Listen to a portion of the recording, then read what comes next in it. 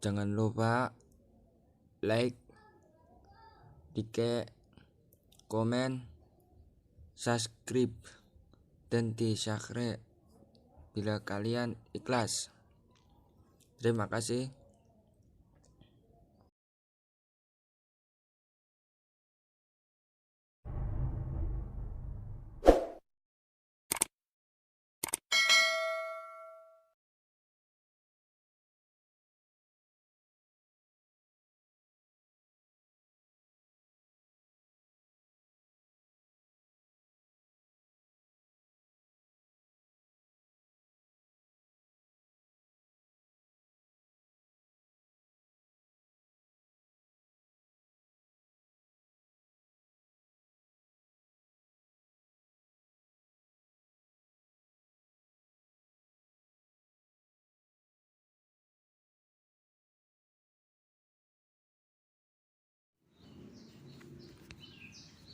Assalamualaikum warahmatullahi wabarakatuh. Selamat berjumpa kembali di channel kami, yaitu Naga Bonang. Semoga ini bermanfaat, semoga banyak faedahnya. Kali ini saya akan membahas tentang pertanyaan dari saudara saya. Saudara saya bertanya kepada saya, Mas Nanang, nyong melu takon mari sampeyan. Bisane ke wong NU, piye belajar ke kitab, ora belajar Quran. Nah, pertanyaan itu memang mudah, tapi jawabannya rada membingungkan ataupun susah. Yaitu harus dengan keilmuan. Pertanyaannya, banyak orang NU belajarnya kitab, tapi tidak belajar Quran. Sedangkan Quran itu adalah wasiatnya Rasulullah. Akhirnya saya menjawab, Lek, kiye Lek. Ya, sebenarnya wong NU ya ataupun orang Nahdien itu juga belajar tentang Quran. Ya, itu biasanya itu di pondok pesantren. Itu. Tapi yang Lilik melihat itu dia memang seperti itu, banyaknya belajarnya kitab. Karena untuk belajar Quran, menerjemahkan Quran, kue anak ilmu nelik. Nah, minim kue ilmunya viralik. Ya, sepengetahuan saya, guru saya itu menerangkan minim ilmunya itu ada 12 pasal. Sedangkan 12 pasal itu ya itu tidak semudah. Kadang perlu waktu yang cukup lama. Ya. 12 pasal itu apa? Di antaranya satu, untuk menerjemahkan Quran itu harus punya ilmu tauhid, ilmu tasawuf, sejarah, mantek, balaghah, ya, dan lain-lainnya. Jadi itu supaya apa? Supaya tidak ngawur memahami Quran. Sedangkan orang yang nggak mondok, ya, itu mau belajar ilmu gimana? Tajwid pun nggak tahu, bahasa Arab pun nggak tahu, ya, ilmu tauhid pun nggak tahu, ilmu tasawuf ya nggak tahu, ya.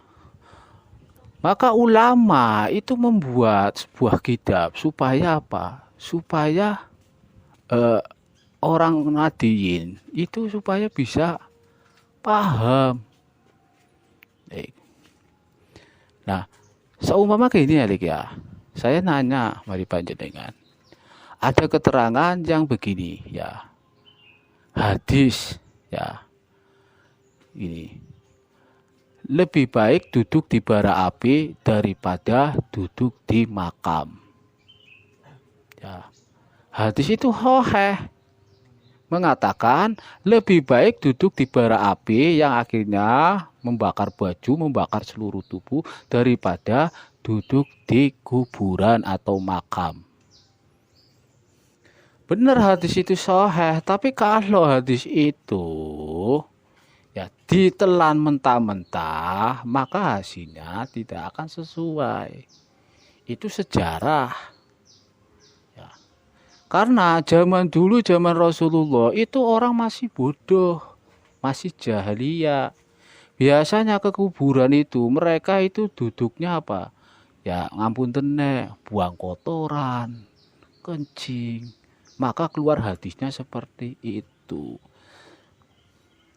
Tapi kalau kita itu ke makam mendoakan, ya berdoa, ya maka itu bagus daripada apa yang dulu. Ya. Karena tidak dibolehkan hadis itu, karena dulu itu jahiliyah. Orang-orang nggak tahu, orang-orang masih bodoh. Karena di sana mereka hanya kencing dan buang air, buang kotoran. Maka hadis itu keluar. Tapi kalau misalkan ya di kuburan kita berdoa, di kuburan kita mendengar tausiah, itu lebih baik daripada kita duduk di bara api. Nah, itu sejarah. Ya.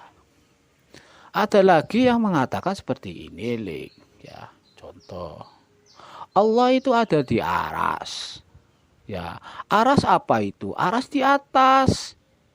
Ya, berarti Allah itu ada di atas, di langit. Ya. Ya kan? Itu bukan seperti itu. Itu kalau di ilmu tauhid itu batal. Ya. Allah itu ada di mana-mana. Ya, bukan di aras. Ya. Itu. Nah, keterangan itu, ya, pemahaman keterangan itu batal karena ilmu tauhid, karena mengatakan Allah itu ada di aras, berarti Allah itu punya sifat panggonan bertempat.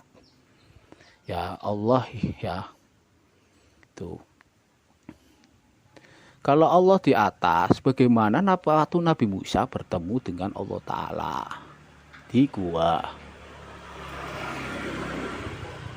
Jadi Quran itu nggak sembarangan, hadis pun nggak sembarangan.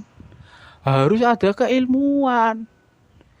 Ya, orang yang mondok 3 tahun, 4 tahun sudah berani.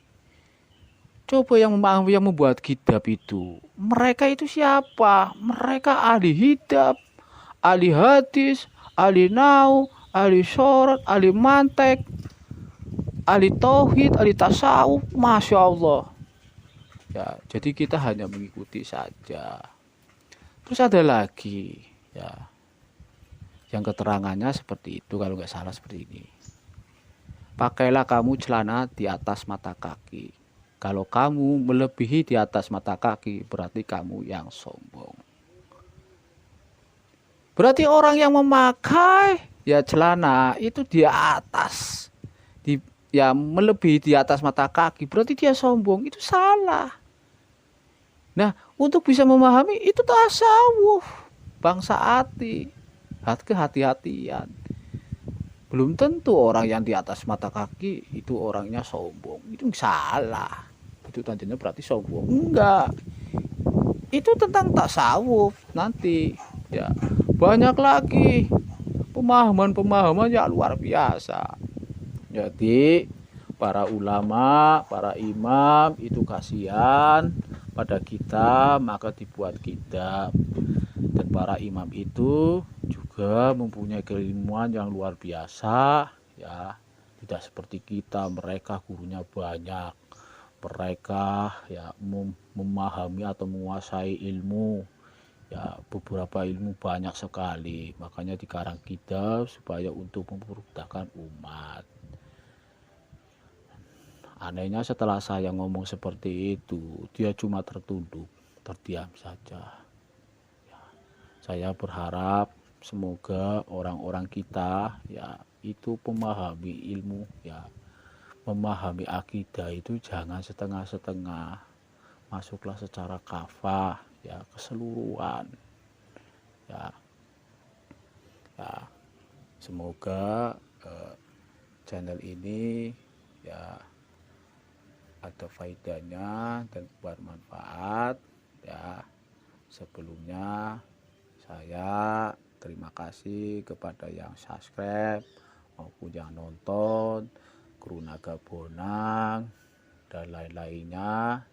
Ya, saya mohon maaf yang sebesar-besarnya apabila ada kesalahan kata, saya mohon ya dibenarkan atau dibetulkan.